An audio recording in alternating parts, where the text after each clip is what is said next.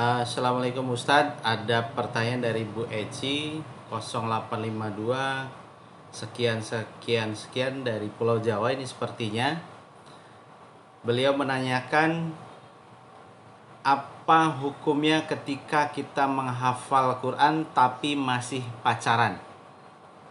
Begitu Ustadz. Oke, baik. Assalamualaikum warahmatullahi wabarakatuh. Pertanyaan yang dua pekerjaan yang kontroversial.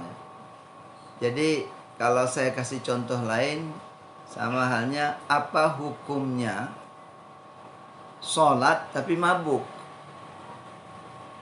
Ya, dalam keadaan mabuk, minum alkohol dan sebagainya, terus sholat, boleh nggak? Kan begitu. Sholatnya boleh, ya nggak boleh mabuknya. Karena mabuknya itu kan dilarang, haram hukumnya. Sehingga mencemari sholat. Maka sholat dalam keadaan mabuk tidak diterima. Seperti itu. Nah, sama juga. Boleh nggak kita menghafal Quran sambil pacaran? Boleh menghafal Qurannya. Ya nggak bolehnya pacaran. Karena dalam konsep Islam tidak ada pacaran. Karena pacaran itu mengganggu, ya. Menghafal Qurannya terkontaminasi dengan pekerjaan dosa, sehingga merusak hafalan. Jadi semua kegiatan yang dosa itu berpengaruh langsung dalam hafalan kita. Maka prosesnya pun akan tersendat-sendat. Jadi dua pekerjaan yang demikian rupa itu ya tidak disarankan untuk dikerjakan. Lalu ada pertanyaan lagi Ustadz. Saudari Rita di 0813 sekian-sekian, juga seperti darinya Pulau Jawa. Beliau menanyakan kenapa menghafal Quran itu susah, dan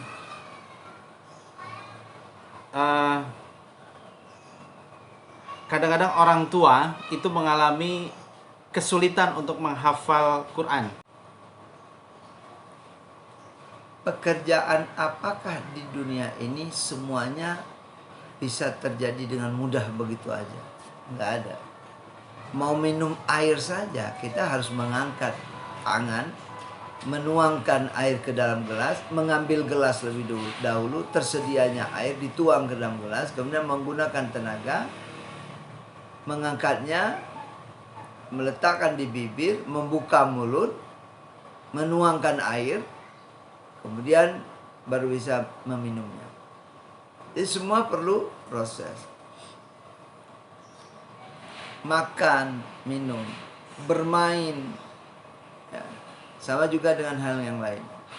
Setiap orang bisa menyelesaikan S1 kuliah. Berapa banyak itu buku-buku referensi yang diselesaikan dari kurikulum yang diperintahkan. Ya, buku-buku referensi itu tidak sedikit tuh, setebal-tebal apa itu. Apalagi kalau kita bicara fakultas hukum, fakultas teknik, ekonomi dan sebagainya. Banyak sekali, tapi nggak ada yang mengeluh dan kapok. Aduh, saya nggak mau lagi deh kuliah untuk ngambil S1. Kenapa? Banyak banget tuh yang harus dipelajari. Tuh, lihat tuh ekonomi, Samuels.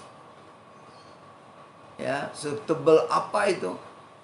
Nah, coba lihat itu di Fakultas Teknik Sipil misalnya, Network Planning, waduh tebel-tebel banget. Ya, Operation Research, waduh luar biasa banget gitu. Artinya karena tebelnya banyaknya mata kuliah itu orang kapok. Enggak itu.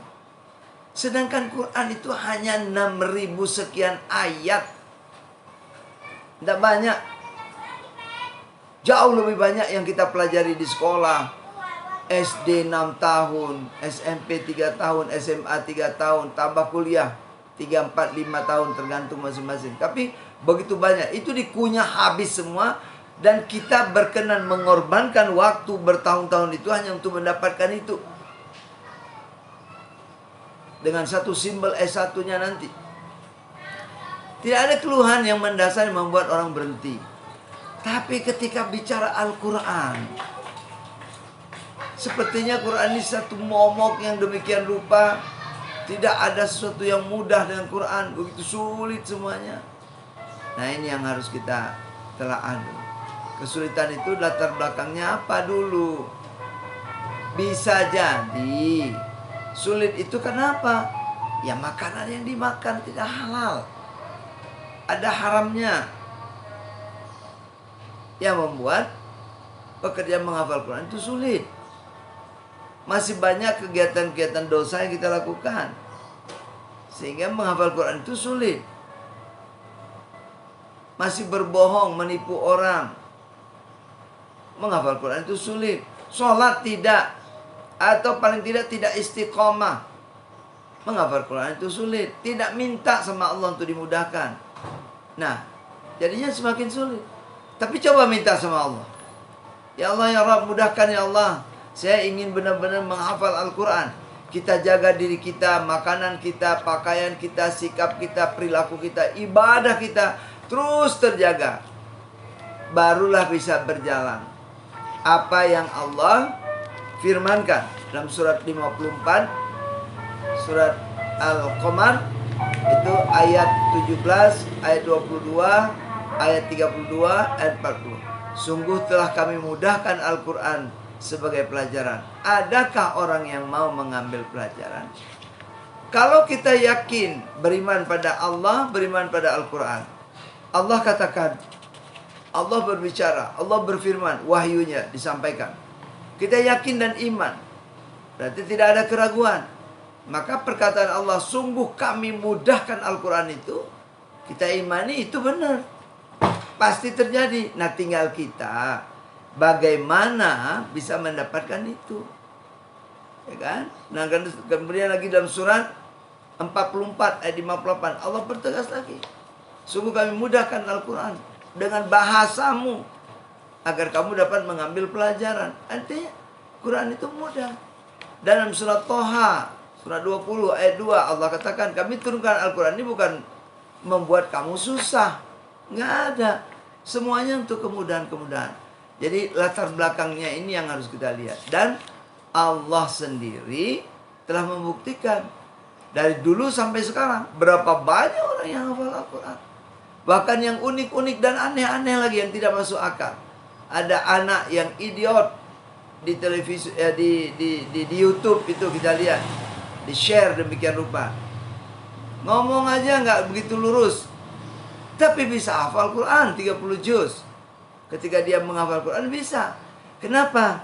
Nah, ini jawabannya. Karena Quran itu disimpan oleh Allah, masuk dalam diri kita, bukan di otak kita, tapi di dalam dada, di dalam hati. Nah, ini surat 29 ayat 49. Bal huwa ayatun bayinatun fi suduril ladzina utul ilm. Nah, ini perlu diketahui, ya. Sungguh Al-Quran itu adalah ayat-ayat yang jelas di dalam dada orang-orang yang diberi ilmu. Itu jelas itu. Quran ini ayat-ayat yang jelas di dalam dada orang-orang yang diberi ilmu. Nah, jadi kita minta sama Allah, jelas dia, sehingga di dalam dada tidak kita lihat pun kita bisa membacanya. Kenapa? Sudah di dada. Cukup dengan membacanya dengan mata hati, ya kan? Karena Allah masukkan ke dalam dada, dikumpulkan oleh Allah dalam dada kita. Yang penting apa kata Allah? Jangan tergesa-gesa mempelajarinya, membacanya, untuk menguasainya. Jangan tergesa-gesa, jangan terburu-buru. Pelan, tenang, ikuti aja. Terus menerus, tidak berhenti. Nanti Allah yang akan masukkan.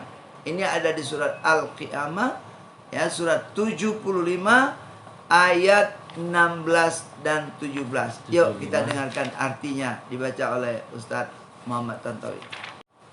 Di ayat 17, sesungguhnya kami yang akan mengumpulkannya di dadamu dan membacakannya. Nah, sesungguhnya kami akan mengumpulkannya di dalam dadamu dan membacakannya. Jadi Allah yang akan mengumpulkan Al-Quran itu di dalam dada. Allah masukkan ke dalam dada.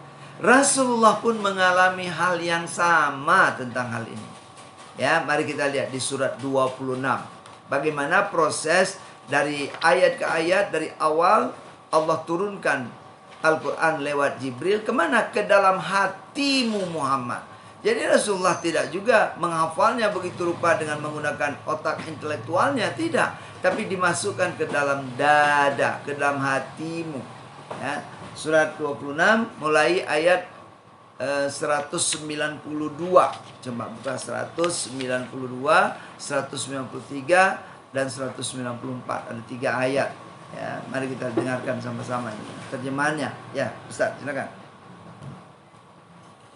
Dan sungguh Al-Quran ini benar-benar diturunkan oleh Tuhan seluruh alam. Al-Quran ini benar-benar diturunkan oleh Tuhan seluruh alam. Allah Subhanahu wa ta'ala.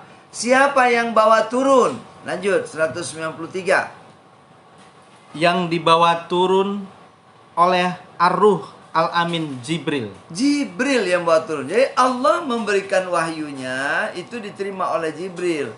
Kemana Jibril bawa? 194. Ke dalam hatimu Muhammad, agar engkau termasuk orang-orang yang memberi peringatan. Tuh, ke dalam hatimu. Jadi Quran itu langsung dimasukkan ke dalam hati oleh Jibril atas izin Allah, dan berkumpulah di dalam dada untuk diberi peringatan, untuk memberi peringatan. Nah, ini tadi sama ayatnya. Jadi sejalan semua 3 ayat ini ya. 4 ayat. Surah 29 ayat 49, terus surah 75 ayat 16 17, dan ini sekarang surat 26 ayat 192, 193, 194. Jadi Quran itu Allah berikan kepada Jibril, diwahyukannya, Jibril menerimanya dan membawanya kepada Muhammad, langsung dimasukkan ke dalam hati Muhammad agar Muhammad untuk memberikan peringatan. Karena Nabi Muhammad karena Nabi Muhammad adalah orang Arab, maka diturunkan mesti dalam bahasa Arab. Kalau enggak Nabi nggak paham. 195 ya.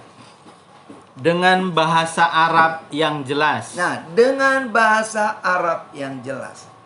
Jadi kalau kita pahami ayat ini, mestinya tidak ada kesusahan dan kesulitan dalam menghafal Quran. Sepanjang diri kita. Jadi menghafal Quran itu yang paling penting apa? Wadahnya apa? Hati ini dulu bersih, lapang, benar-benar siap menerimanya. Ya, jangan kotori hati kita. Nah, maka Quran akan mudah masuk.